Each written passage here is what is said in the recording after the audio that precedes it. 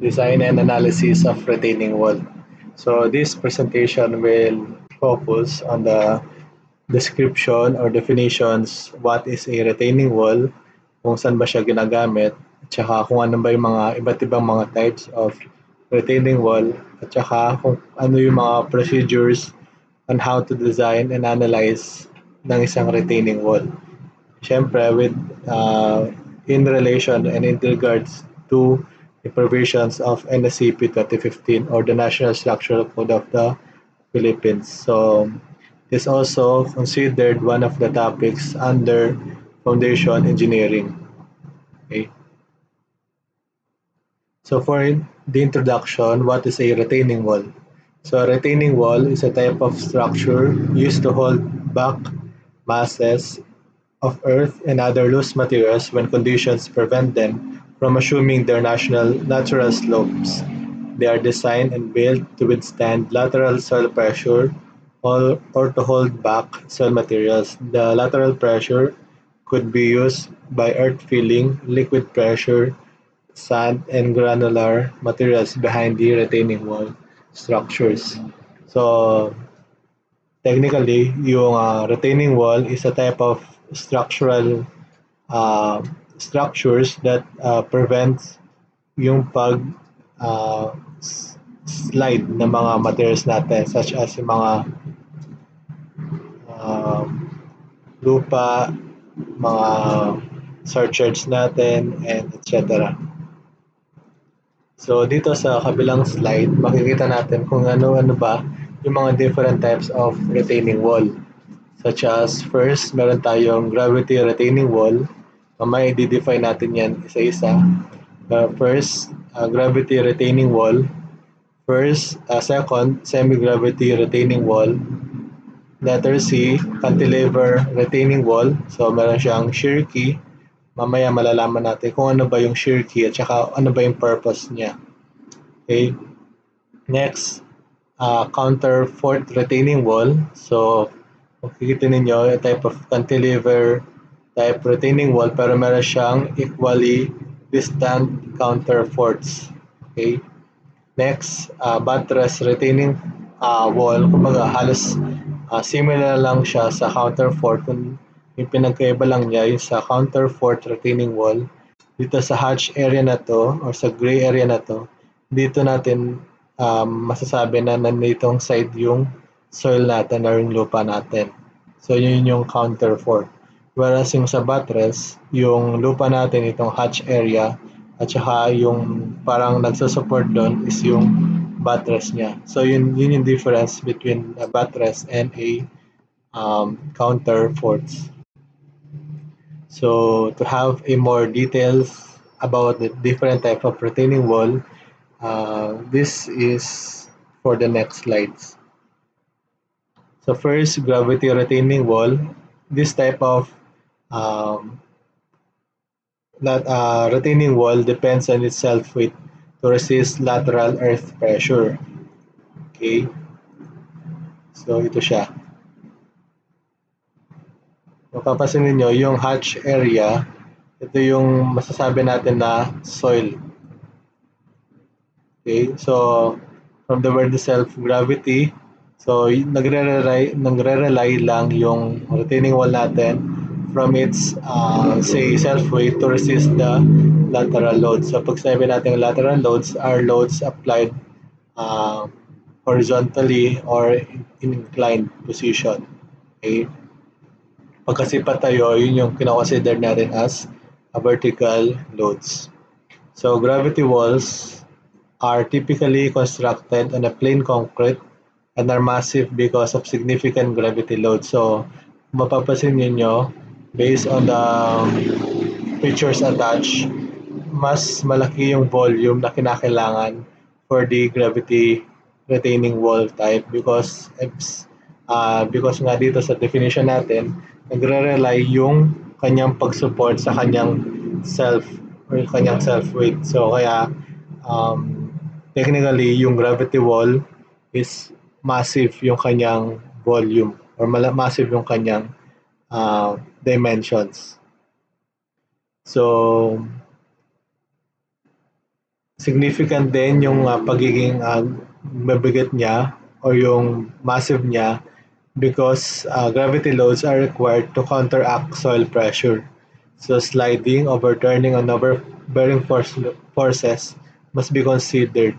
So economical daw na yung gravity retaining wall natin is up to 3 meters height lang yung kanyang ideal height para ma-consider yung mga factors due to sliding, overturning, and bearing forces. Okay? So, pag pala sa retaining wall, chine-check natin yung kanyang stability at saka factor of safety in terms of sliding, overturning, and bearing forces. So, sa lahat ng type of retaining wall, sliding, overturning, and bearing forces. So, generally, yung gravity retaining wall is a type of retaining wall that is dependent or depending on its size. Okay? Kaya ideally, mas malalaki yung mga dimension natin for the gravity retaining wall. Next type of retaining wall is a cantilever type retaining wall. So yung cantilever type retaining wall natin, ito siya sa letter C. Okay. This type of wall is the most common type of retaining wall. So ito yung pinakagamitin na type of retaining wall. In cases of small walls where larger lateral pressure tends to overturn the wall. It requires less concrete than gravity wall, but its design to construction is well engineered. The cantilever type retaining wall is made out of vertical wall known as the stem. It is supported by a footing. The front, back of edges base are referred to as the toe and the heel. It is economical to have a dimensions of at least 10 meters height. Okay? So dito sa presentation natin, so mapapansin ninyo na yung hatch area, ito yung may soil, tapos yung tendency niyan is itulak niya pag ganito yung lupa natin. Okay, so kailangan i-counteract yan ng retaining wall. So meron na ang nabanggit dito na kailangan supported siya ng footing o yung kanyang pad. Okay, so mapapansin nyo meron siyang definition dito na stem. So ito na yung stem niya. Okay, and makikita nyo dito merong toe at saka heel. Okay, so parang yung paa natin, yung sa may bandang daliri, yun yung toes natin.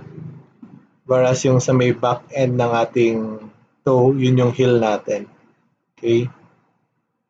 So yun yung cantilever type. So ideal daw or economical daw, no? Yung height ng cantilever wall natin should be at least or up to rather 10 meters. Okay?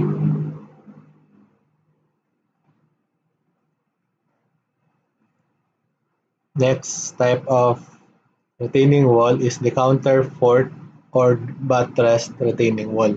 So this type of retaining wall is usually designed when taller retaining walls are required. It is a cantilever type retaining wall strengthened with walls projecting from the heel into the stem. It is referred as counterfort. Okay? Counterfort wall is placed at the regular intervals of the wall height interconnecting the stem with heel block. The counterforts behave as cantilever elements and are structurally efficient because the counterforts are tapered down to a wider base where moments are higher. On the other hand, buttress retaining wall are like counterforts but the wings project from outside of the wall. So yung counterfort is placed at the inside part of the foundation or inside of the retaining wall, whereas yung buttress, yun yung sa may bandang labas na part. Such walls used in situations when the inside face of the property line limits the amount of area available of standard cantilevered retaining wall. Counterforts walls height ranges from 8 to 12 meters. So So katulad ng nabanggit ko kanina na halos similar lang yung buttress retaining wall at saka yung counterfort retaining wall. So to have a visualization, so yung hatch area natin, nanditong part yung may soil. So yung tendency niyan is i-counteract siya. So yung counterforts natin is naka-embed din siya sa ating soil. Whereas kapag buttress retaining wall, ito yung soil natin. So nasa labas yung kanyang way of supporting the cantilever retaining wall.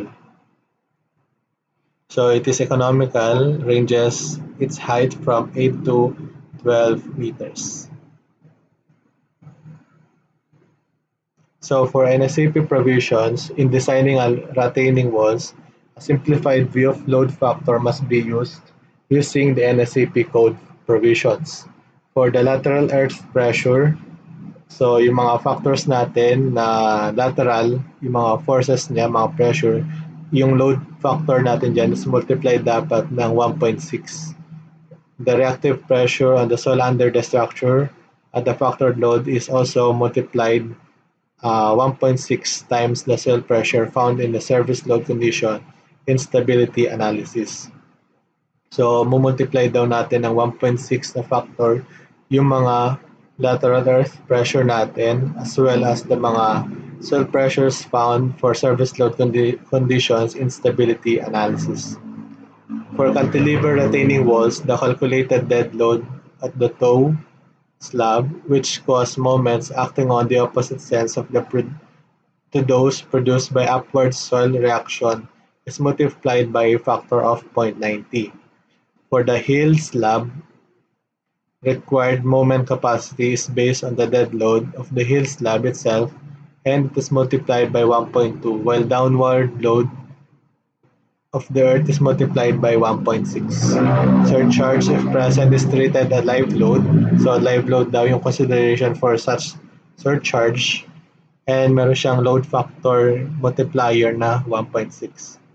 The upward pressure of the soil under the hill slab is taken equal to 0, recognizing that for the severe overload stage, a nonlinear pressure distribution will probably obtain with most reaction concentrated near the toe. So ito daw yung mga load factor natin. Load factor for lateral pressure multiplied by 1.6, pati yung soil pressure natin. For the cantilever walls, yung mga dead load natin at the toe, so may parang daliri ng ating footing that can cause moments. So i-multiply natin yan ng 0.90. Kapag naman sa heel slab naman or sa may bandang heel natin, yung minumultiply natin on the dead load of the heel slab itself by 1.2, while the downward load of the earth is multiplied by 1.6.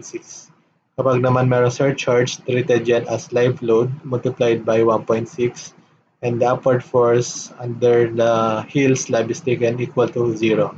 Recognizing that for severe overload stage, nonlinear pressure will probably obtain with most reaction concentrated near the toe. So mamaya meron tayong mga sample problems to understand better these NSAP provisions.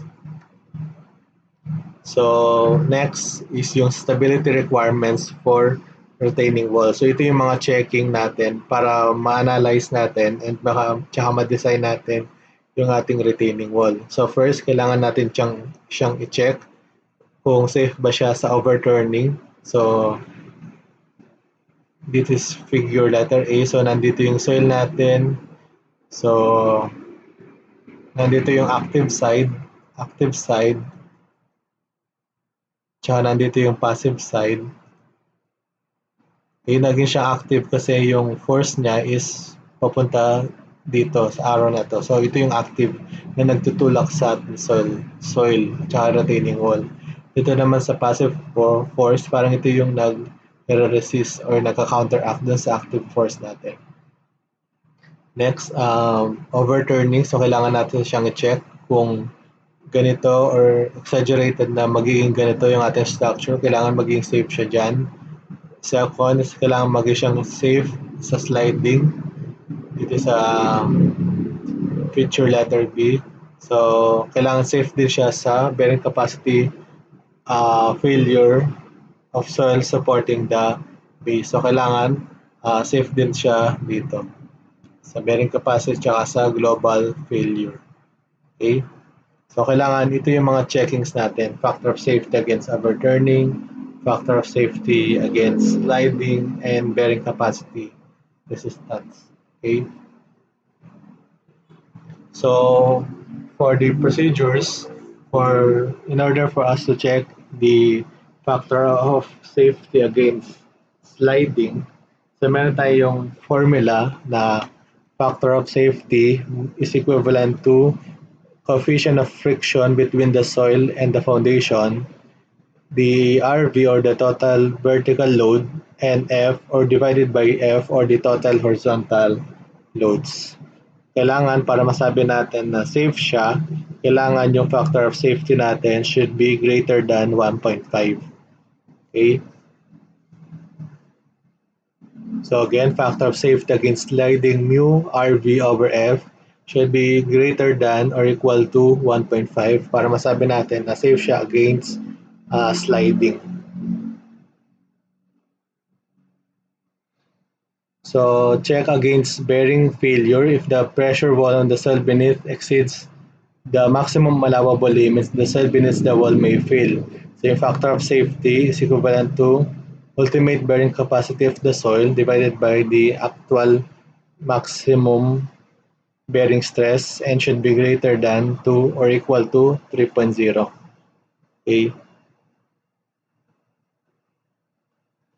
So yung X bar natin, Rm of minus OM over Rv, which is Rm represents 2 righting moment minus OM or the overturning moment divided by the total vertical loads. So yung eccentricity niya is base over 2 minus the X bar. So for the provisions of shear key,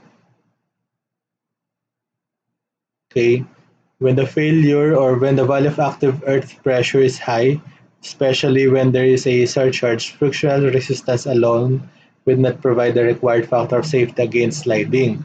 So, para ma-prevent yung mag-slide if masyadong malaki yung mga lateral earth pressure natin, kailangan natin maglagay ng shear key o yung shear key parang yung a type of tool or design na para mas maging siyang resistant sa sliding. The provision for shear key results in the additional resistance to sliding due to the development of passive force in front of the retaining wall. So, factor of safety, mu RV plus FP over F should be greater than 1.5. Okay, so yung FP natin, Z plus P over 2 over H. So ito yung value of P sub P natin, coefficient under passive pressure, unit width of the soil, and its height. Okay. So for bearing pressure for different locations of the resultant, so yung to visually understand it, so itong base natin, hatiin natin yan sa tatlong sukat. Okay, hatiin natin yan sa by 3. Okay? So yung tendency kasi nito is pag ganyan yung kanya magiging action ng soil. So pag ganito yung kanyang reaction. Okay? So ibig sabihin if by the diagram itself, ito yung pinaka-minimum tsaka ito yung maximum kasi mas malaking stress na or mas malaking pressure na yung ma-induce ng ating retaining wall. Kasi nga nandito yung soil natin and tendency niyan is pag ganito yung kanyang kumbaga ito pagtutulak sa atin sa retaining wall. So, yun. So next, hatiin natin yung base natin ng tatlo, B over 3, B over 3 din nito, and B over 3.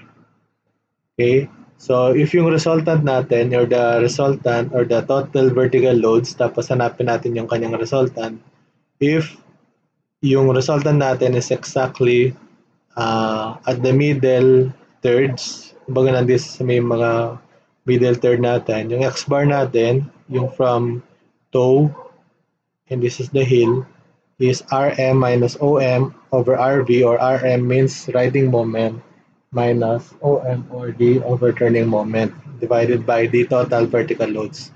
So yung eccentricity natin, or yung E rather, B over 2 minus X bar. So para malaman natin yung Q min, gagamitin natin itong equation na ito. So kapag minimum, so Rv over 2 bracket 1 plus or minus 6E over B. So kapag minimum, yung gagamitin natin dito is minus, and kapag maximum naman, gagamitin natin yung positive. So basta yung resultant natin, yung RV natin, is situated at the middle thirds. So ito yung first, middle, at saka outer thirds natin. So second case, if the resultant of the is at the edge of the middle third. So if nasa edge daw siya ng middle thirds natin, so yung Q1 natin, Q1 is 2 times RV over B. And yung Q2 natin dito, if nasa 1/3 yon, yung Q2 natin is equivalent to 0. Next case, if the resultant is outside of the middle third. So, kung nasa outside daw yung outside na ng B over 3 or middle thirds rather, yung resultant ng RV natin. So, yung Q1 natin is 2RV over X bar. Okay? Whereas yung dito, 0 lang siya. So, magkakaroon lang tayo ng isang value ng bearing pressure, which is yung 2RV over X. So, yun yung mga cases natin. For the reinforcement itself, for retaining wall are designed following flexural design provisions of Chapter 4 of the Code. The minimum longitudinal or vertical and horizontal or transverse reinforcement provided in accordance to or with to NSCP 2015 Section 411.641. So ito yung in-attach ko na table from NSCP 2015. So according to NSCP 2015 Section 411.6.1, if the value of ultimate shear is less than or equal to 0.5 VC, minimum steel reinforcement ratio under the longitudinal and the steel reinforcement ratio under transverse shall be in accordance with Table 411.6.1. So ito yung table natin na gagamitin para malaman yung reinforcement for the longitudinal and horizontal reinforcement. So for a cast in place, kapag deform bar, tsaka ito yung bar size, so ito yung gagamitin natin na minimum longitudinal steel reinforcement ratio. 0.0012 and etc. So kailangan natin yan kabisaduhin para malaman natin yung reinforcement required for the retaining wall. Okay? So, again, under pa din sa section 411.6 and according to 411.7.2.3, for walls with thickness of or age greater than 250 mm, except basements, walls, and cantilever retaining walls, distributed reinforcement for each direction should be placed in 2 layers parallel with wall faces in accordance with A and B. So, a one layer consisting of at least one half and not exceeding 2/3 of the total reinforcement required to each direction should be placed at least 50 mm but not exceeding 1/3 of the thickness of the wall from the exterior surface. The other layer containing the balance required reinforcement in that direction should be placed at least 20 mm but not greater than h/3 at the interior surface. For other types of retaining wall except for basement and cantilever retaining walls, 1/3 of the area of the steel reinforcement at the rear face and 2/3 of the area of steel reinforcements unformed because the front face of the wall is subjected to greater temperature changes than the rear face covered by soil, where AS is the average area of the top and bottom of the stem. So for 1.7.2.4, flexural tensions reinforcement shall be well distributed and placed as close as practicable for the tension phase. So for the spacing according to section 411.7.2, spacing of longitudinal bars in cast-in-place wall should not exceed the lesser of 3H or 450. If the shear reinforcement is required in place strengths, spacing of longitudinal reinforcement should not exceed the LW over 3. Next, for the spacing of the transverse reinforcement, as kamukha lang din siya ng section 411.641. So, kailangan yung transverse bars natin na cast in place should not exceed the lesser of 3H or 450. If the shear reinforcement is required for the plane strand, spacing of longitudinal bars reinforcement should not exceed L over 3 or LW over 3. So for the sample problem, so problem 10.1 according to the book of Engineer Mark Jefferson B. Castro. So consider a cantilever wall with a cross-section shown which supports a 6-meter depth horizontal backfill with a unit weight of 18 kilonewtons per cubic meter. The ground surface carries a uniform live load of 12 kilonewtons per cubic meter. The allowable net soil pressure capacity at the base of the footing is 260 kilopascal. Coefficient of internal friction between the foundation and the soil is 0.70 or ito yung ating mu, and the soil angle of internal friction is 30 degrees. The unit weight of the soil used in this problem is 24 kilonewtons per cubic meter. F prime C is 28 megapascal and Fy of 345 megapascal. The clear concrete cover is 75 millimeters. Use 28 millimeter diameter bars and 12 millimeter diameter bars and in designing the cantilever retaining wall. Use the provisions of NSCP 2015. So based on this solution, meron tayong mga ideal size to identify what is the minimum requirements or minimum dimension of a retaining wall. So for the base width, so unahin natin yung base width. So ito yon.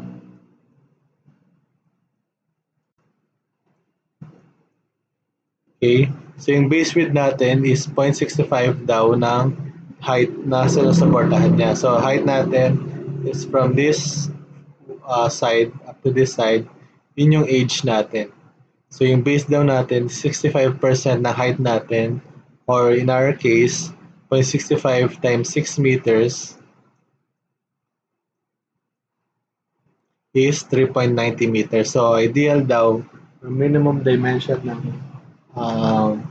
base natin for the cantilever retaining wall is 3.90 meters. For the thickness of the base, so yung thickness daw ng retaining wall natin, yung base niya is 1/10 of the height.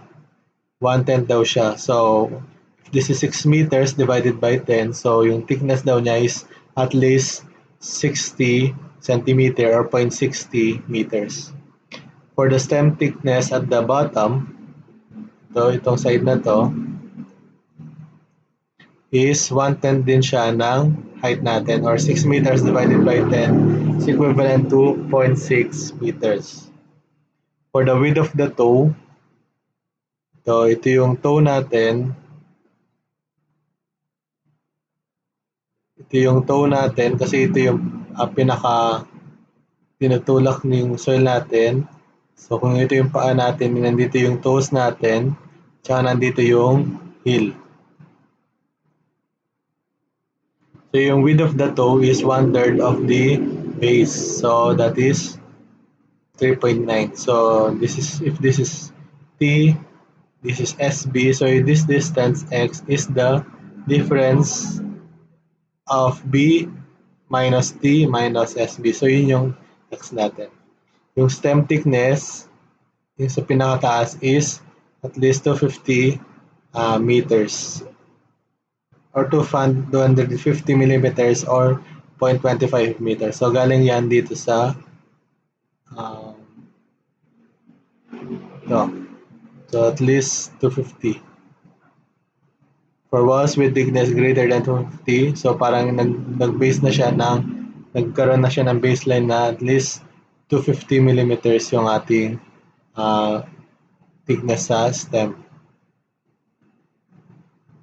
So, ito yung figure natin, ito yung surcharge, tsaka yung mga loading, and etc.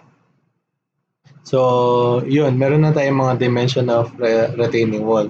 So, first, check na lang muna natin sa sliding, overturning, at saka bearing para bago tayo mag-proceed sa mga reinforcement design ng ating wall. So, since this retaining walls is under one of the topic under the lateral earth pressure, so kuhanin muna natin yung kanyang lateral earth pressure. Okay? So, gagamitin natin yung Rankine coefficient of active soil pressure, which is yung Ka is equivalent to 1 minus sin phi over 1 plus sin phi. Bakit active? Kasi kung imagine natin, ganito yung magiging reaction or magiging scenario ng soil natin. So, tutulak yan. Nandito yung active side ng lateral earth pressure. Okay, so due to surcharge, kamukha ng mga previous discussions, rectangular yung shape caused by surcharge, and yung soil itself is triangular in section. So P1, P2, P1 for the surcharge, and P2 for the soil. So F for the force and F2 for the force under the due to soil. So since retaining walls are common sense na mahahaba yung mga retaining walls natin. So in order for us to design the retaining wall, kailangan mag-consider tayo ng 1 meter strips analysis. Okay? So on this picture or this graph, titignan natin kung ano-ano ba yung mga forces na nag-apply sa ating structure para ma-check natin due to overturning, sliding, and bearing failure.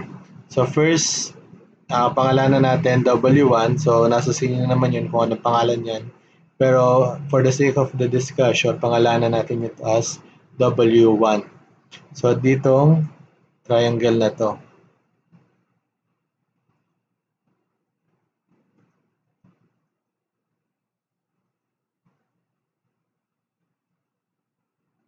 So, itong parang imaginary from this, di ba makakapag-form tayo dyan ng parang triangle. So, yun yung Y1 natin. So, YW naman, W2 rather, from this 10, extend natin yan hanggang dito. So, yung pinaka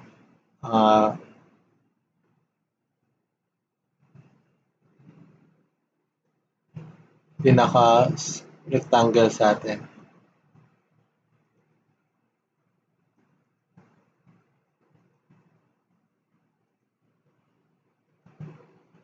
Tapos W3 due to surcharge, W4 due to the soil, and W5 due to the base of the retaining wall. So, meron yung corresponding distances. So, kapag rectangular, nasa gitna yan, based on its centroid. So, kapag triangular naman, from malapit sa kanyang 90 degree, yun yung 1/3, yung sa kabila naman is 2/3. So for the sake of the discussion, i-reference natin yung mga distances ng mga forces natin sa may toes or sa may toe ng retaining wall natin. So those are for vertical loads. For the horizontal loads naman, meron tayong F1 tsaka F2 lateral earth pressure principles. F1 due to the surcharge and F2 due to the soil. So, syempre, iba pa yung considerations kapag merong water table, magkaiba yung unit weight of the soil, etc. Okay? Iba pa kapag mayroong uplift sa base natin and so on. So parang nagde-design din tayo ng dams or yes, dams. So going back sa Rankine coefficient of active soil pressure, 1 minus sine 30 power 1 plus sine 30. So yung 30 dito yung given natin kanina na angle of internal friction.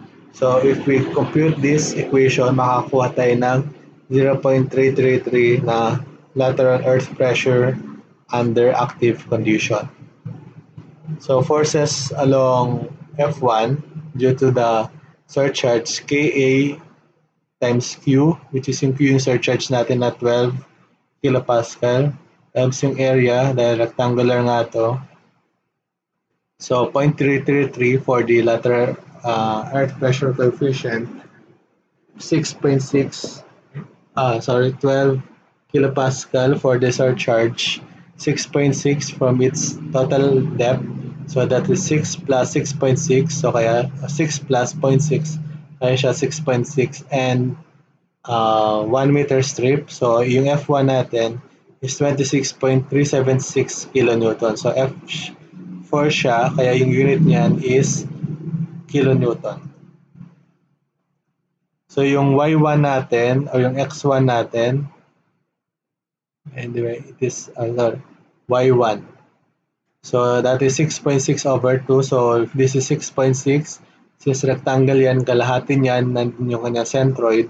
So that is 6.6 divided by 2 or 3.3. For the F2, due to the soil, Ka, unit weight of the soil, gamma H, gamma A.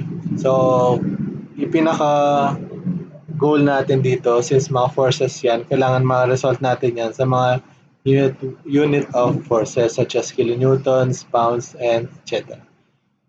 So due to soil, 0.33 or 0.333 times 18 times 6 meters plus 0.6 or 6.6.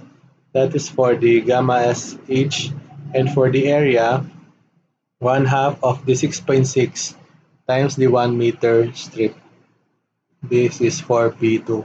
So F2 natin is 130.549 kilonewtons, whereas yung distance niyan from the base of the wall, retaining wall, is 6.3 over 3 or 2.2. Okay?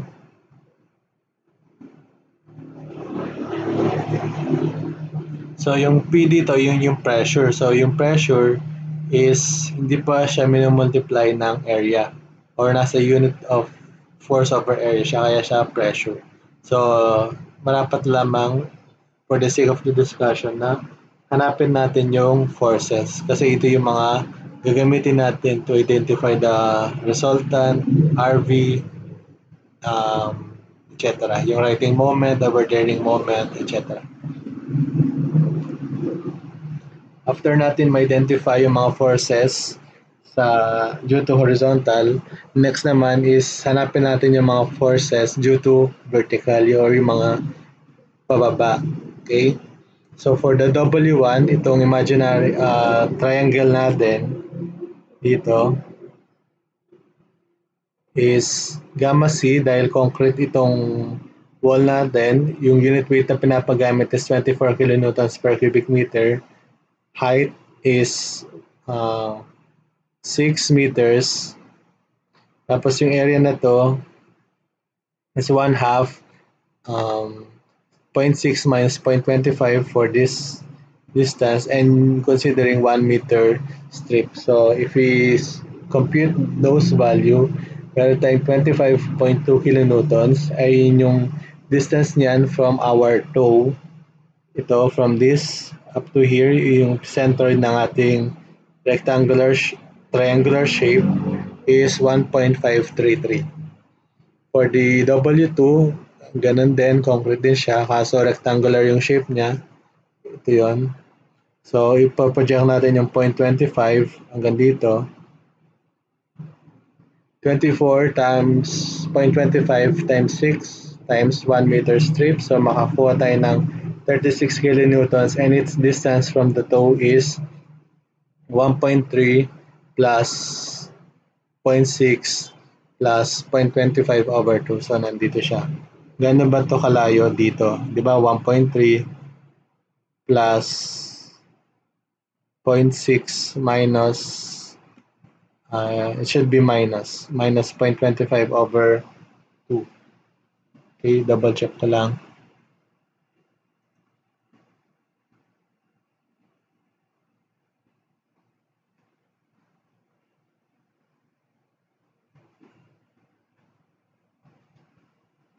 One point three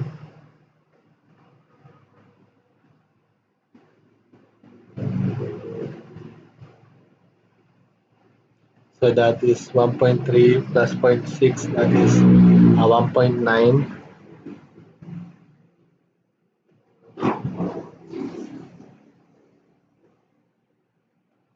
1.77. So minus to.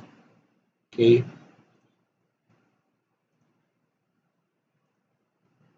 This should be minus.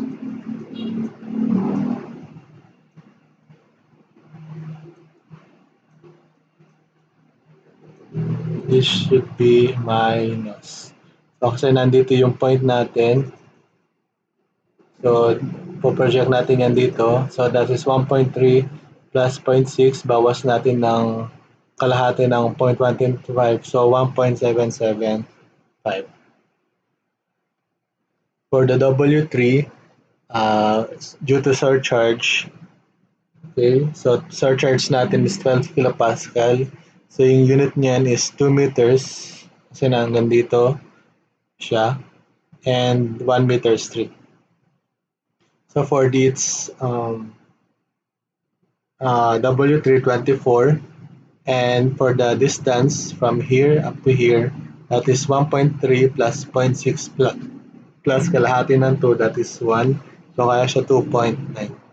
So, it's for W4, gamma 18 times 2 times 6 times 1. So, W4 is 216 and X4 is 2.9 and W5 is concrete pa din, 56.16 and yung distance niya is 1.95.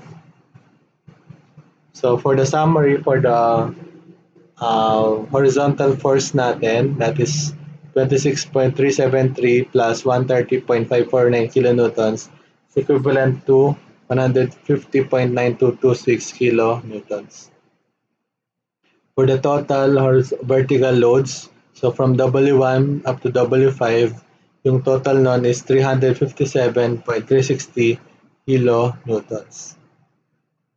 So for the factor of safety against overturning, so ratio ng righting moment over the overturning moment. So righting moment, for example, nandito yung ating wall.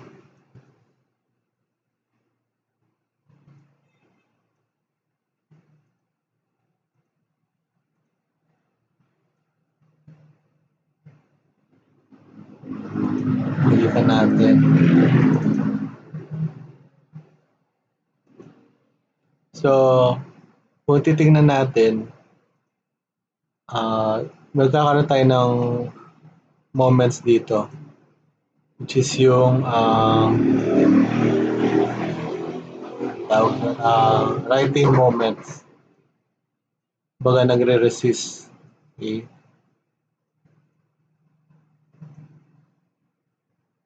Righting moment.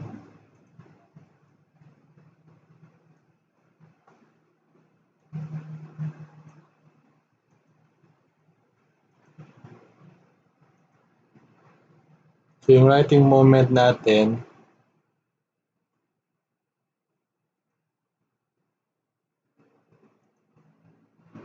this is the toe.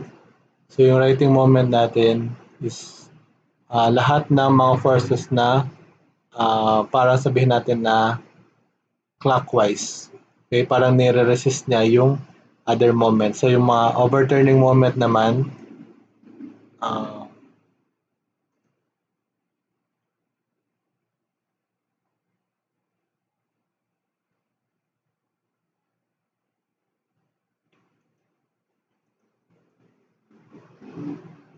So sa writing moment, yung vertical forces natin papunta sa toe, so parang clockwise siya.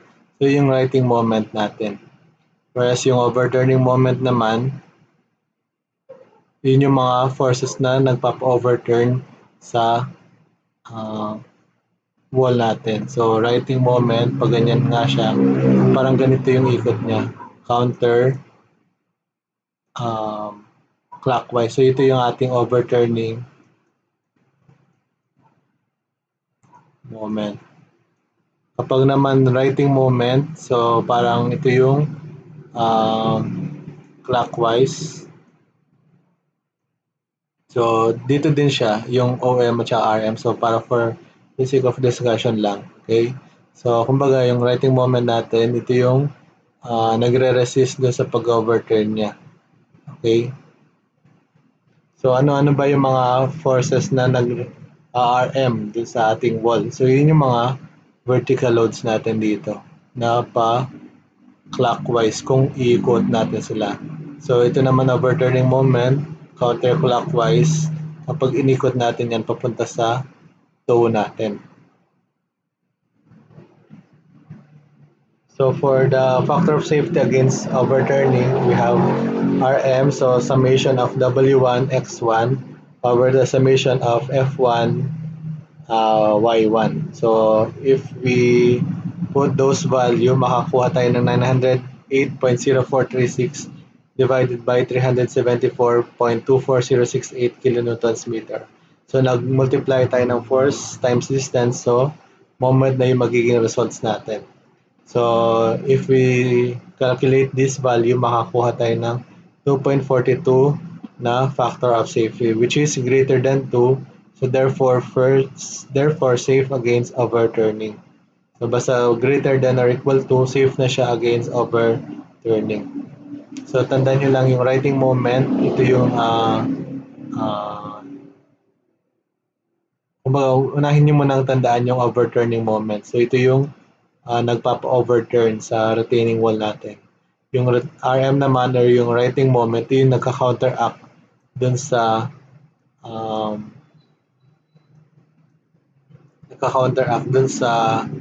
natin, overturning moment. Okay? That is for factor of safety against overturning. Next, factor of safety against sliding. So, mu RV over RH. So, yung mu, yung ating coefficient of friction due to the soil and foundation na 0.70.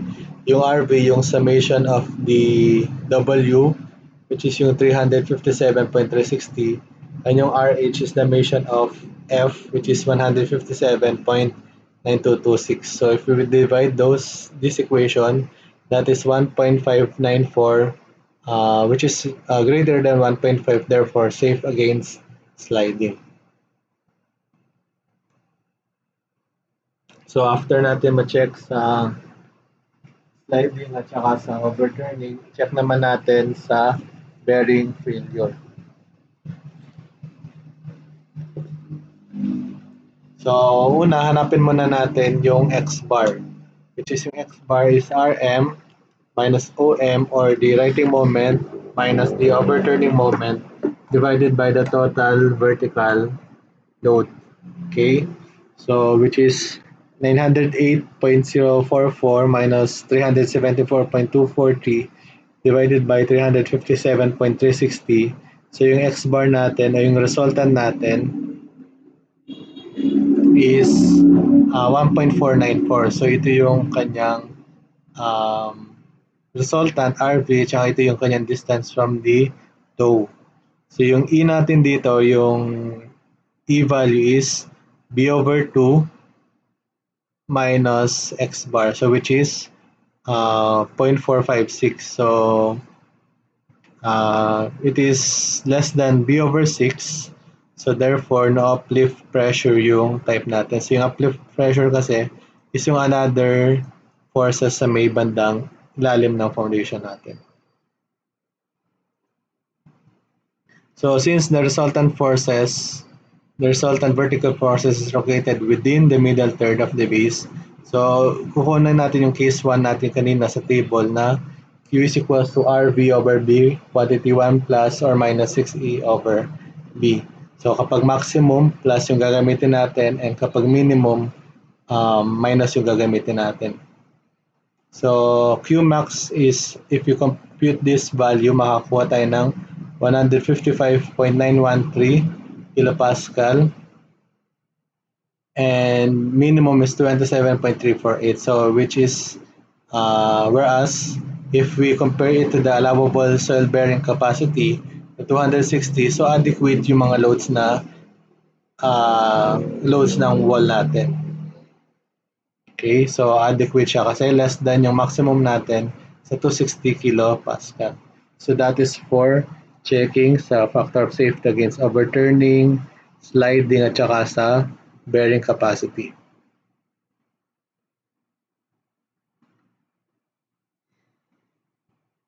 Next, for step 3, check the adequacy of the shear capacity of the stem thickness. So kuha na natin yung effective depth.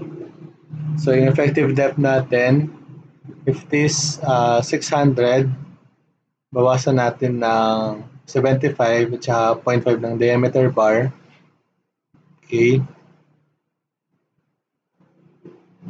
So 511 yung ating critical depth. So this is 6 meter. 75 minus 24. 25 plus 24 minus 6,000. 600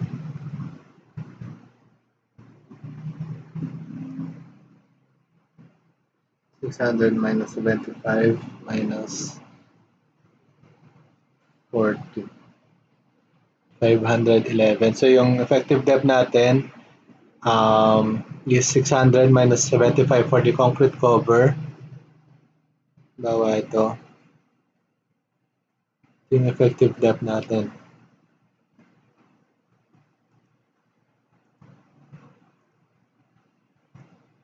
So yung effective depth natin, if this is 0.60 or 0.6, bawasan natin yung concrete cover na 75 dahil permanently exposed sa earth, and kalahati ng diameter bar, so makakuha tayo ng 511. So if you project this from this top base, nandito daw yung ating critical section for shear. So yung effective depth natin, by the way, dito siya nakukuha.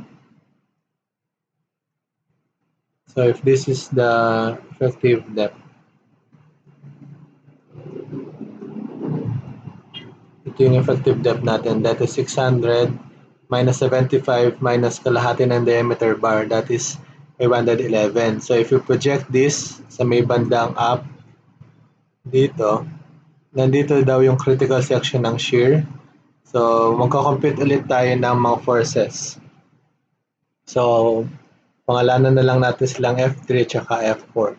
So ganun din, due to surcharge yung F3 at saka due to soil yung F4. So nagbago lang yung kanilang depth. So instead of 6 meters, 5.484 na lang yung consider natin for its height. So if we substitute the value of KA, Q at saka A, makakuha tayo ng F3 na 21.934 kilonewtons. And for the F4, that is 90.297 meters. Okay, para malaman natin itong B1 naman, i-ratio natin ito. This one is the B1.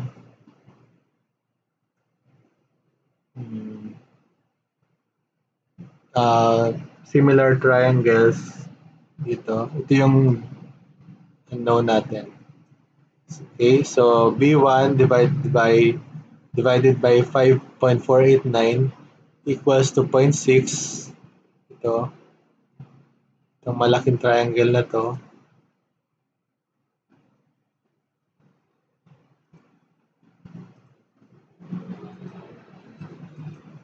So, yun yung B1 natin na 0.320. Okay? For the effective depth, 250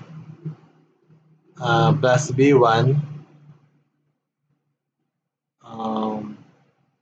minus 75. So, yun yung effective depth natin dito. Okay? 250 plus B1 plus 75 minus 0.5D.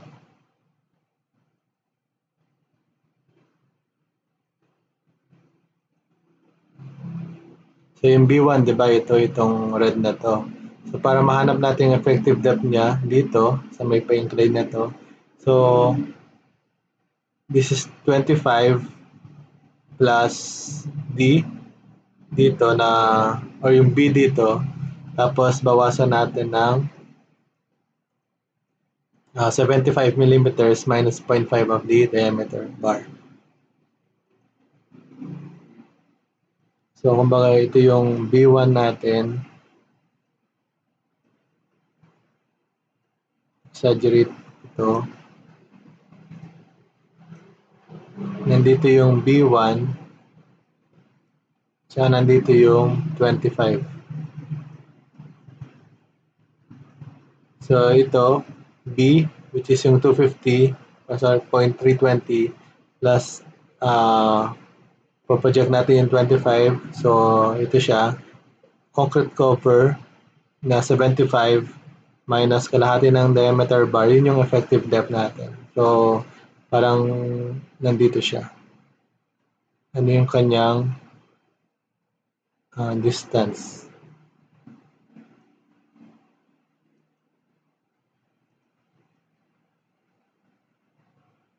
So, that is measured from this point up to this point. Yun yung effective depth na sinasabi dito na 481.11. Okay? So for the ultimate shear, 1.6 F3 plus 1.6 F4. So that is 179.570. So yung 1.6 dito, ito yung factor na binabanggit dito binanggit kanina sa NSAP provisions na 1.6 for the surcharge at 1.6 for the soil. Okay? So i-compare natin yan sa phi BC or phi 1 over 6 lambda squared of F prime C BWD is if we substitute this value, we have 318.152. So since PVC is way greater than to BU, therefore adequate yung section natin for shear. Step 4, design the horizontal and vertical reinforcements. So, ito yung vertical natin, tsaka yung reinforcement natin. Kapag na-reinforcement, di ba, kino-consider natin yung moment which is sa may face of the footing. So, 28 mm yung gagamitin natin. Compute ulit natin yung F5. Kung mag-compute ulit tayo rather ng another forces, pangalanan natin yan F5 at saka F6. If we substitute those value, makakuha tayo ng 23.976 at saka 107.892. So, for the effective depth, 600 minus 75 minus 0.85, 111 katulad ng kanina kung paano na-compute si 511. So for the factored, 1.6 for the surcharge and 1.6 for the soil, kuha na natin yung moment natin na given. So we have 460.339 kilonewton meter. So check natin if it is tension controlled. So equation 459 over 16 multiplied by beta 1 F prime C B D quantity 1 minus 3 over 16 beta 1. So F prime C is 28, so therefore yung beta 1 natin is 0.85.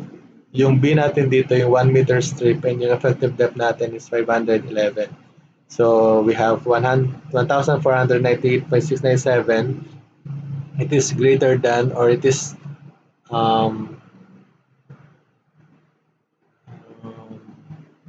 greater than compared to MU, so therefore tension control siya. So katulad ng sa other type of foundation, yung kuha na natin RN, Using Mu over VBD, we have 1.959 megapascal.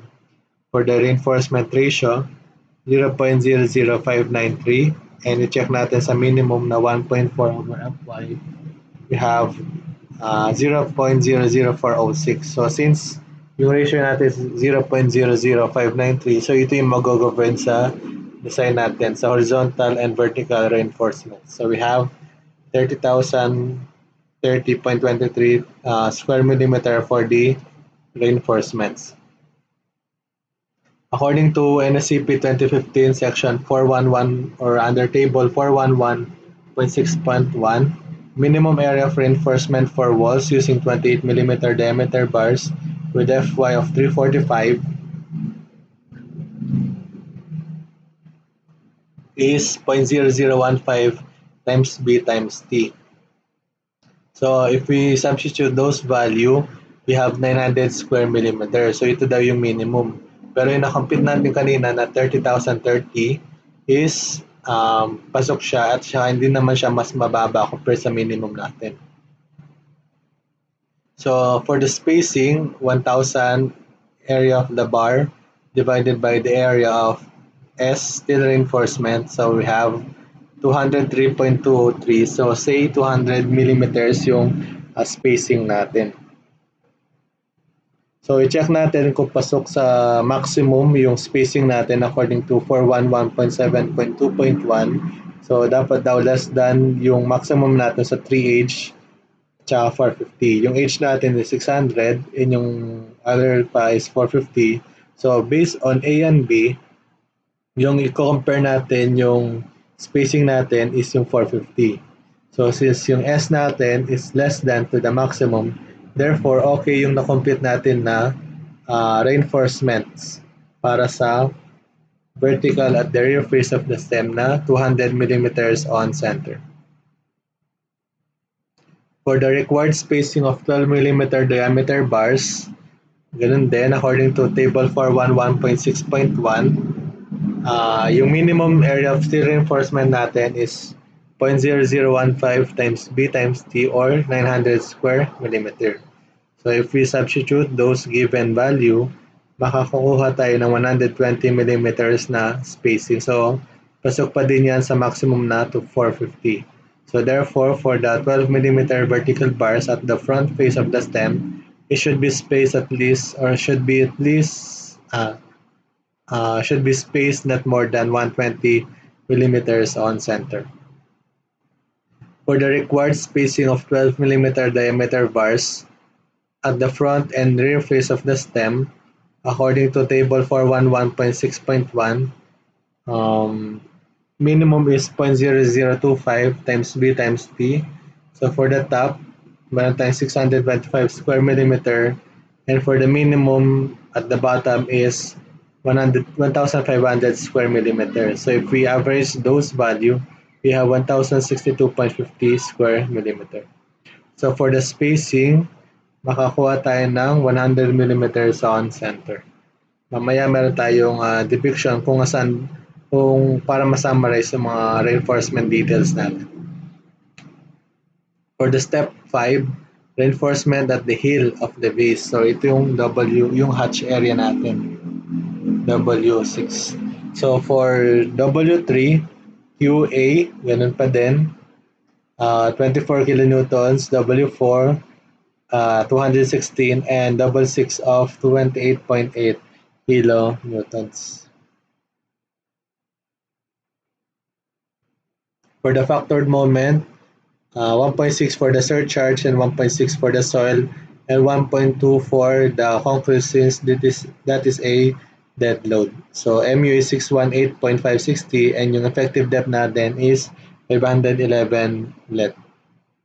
So check natin ulit if it is tension controlled. So yung MNT natin is 1498.697 kilonewton meter and yung MU natin is 418.560 which is less than sa MU, so therefore tension controlled. So next naman natin na gagawin katulad kanina na hanapin natin yung RN. Okay, so if we substitute those given value, we have 1.781 megapascal. Case for yung reinforcement ratio natin is 0.00537. So pasok pa din niya sa minimum. And for yung AS natin is 2,744.07 square millimeter. So spacing ng vertical bars, 200 millimeter ulit yung ating nakuha for the heel of the base. Ngayon naman sa may toe, kuhanin natin yung kung ano value ba yung y1 natin, which is y1 minus 27.348. Depende yan sa nakuha natin na minimum at saka maximum bearing capacity. Okay, so yung y1 natin is 113.058 kilopascal. For W7, it is 18.720 kilonewton. So yung Q1 natin, based on this picture, or based on this diagram, we have 146.975, and for the Q2 of 27.856 kilonewtons. Okay. For the MU, using those given factor, we have 180.530 kilonewton meter and the effective depth of 511 ulit. So i-check natin if this tension controlled, yung MNT is 1498.697 and yung MU natin is 180, so therefore tension controlled siya. For the RN, 0.768, and nagkataon na yung ratio natin is 0.00226 whereas yung minimum is 0.00406. So yung minimum area of steel reinforcement ratio yung gagamitin natin for the toe. So that is 2,074.660 square millimeter. So for step 7, provide the maximum spacing for temperature bars na 450 millimeters and checking for the lap splices according to section 425.5.5.1.